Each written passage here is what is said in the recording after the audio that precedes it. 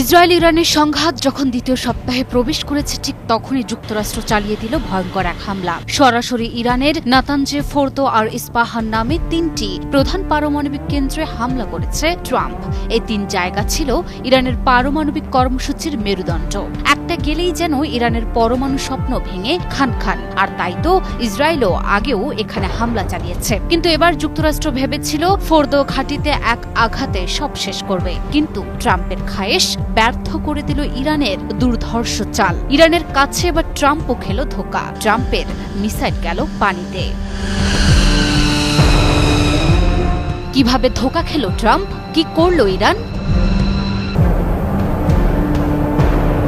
ইরানের তিনটি পারমাণবিক কেন্দ্র লক্ষ্য করে হামলা চালিয়েছে যুক্তরাষ্ট্র। দেশটির president Donald Trump ২২ June Bangladesh সময় সকাল 6:45 দিকে এই তথ্য জানান। তিনি সামাজিক মাধ্যম ট্রুথে লিখেছেন, আমরা ইরানে পারমাণবিক কেন্দ্রতে সফলভাবে হামলা সম্পন্ন করেছি, যার মধ্যে আছে ফর্দো, নাতানজো এবং ইস্পাহান। হামলায় অংশ নেওয়া সব বিমান এখন ইরানি আকাশসীমার বাইরে রয়েছে।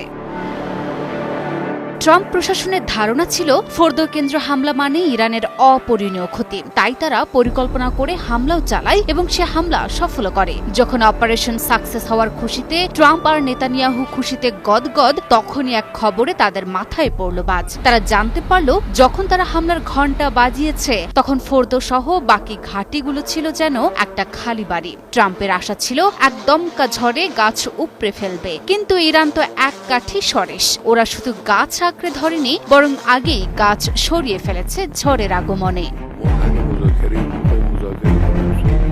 যুক্তরাষ্ট্র ভেবেছিল এক আঘাতে ইরানের নিউক্লিয়ার স্বপ্ন চুরমার করবে, কিন্তু ইরান প্রমাণ করে দিল ওরা শুধু প্রতিক্রিয়াশীল না, ওরা আগাম পদক্ষেপে পারদর্শী। ইরানি পার্লামেন্ট স্পিকারের উপদেষ্টা মাহাদি মোহাম্মদী স্পষ্ট জানিয়ে দিলেন, ইরান অনেক আগেই বুঝে গিয়েছিল বড় কিছু আসছে। তাই সম্ভাব্য হামলার আশঙ্কায় ফোর্দো কেন্দ্র সহ বাকি কেন্দ্রগুলো একেবারেই খালি করে ফেলেছে, যার কারণে যুক্তরাষ্ট্রের কোটি কোটি ডলারের মিসাইল আর বোমা বিলের মধ্যে বাঘ মারতে গিয়ে বিড়াল মেরে ঘরে ফিরল।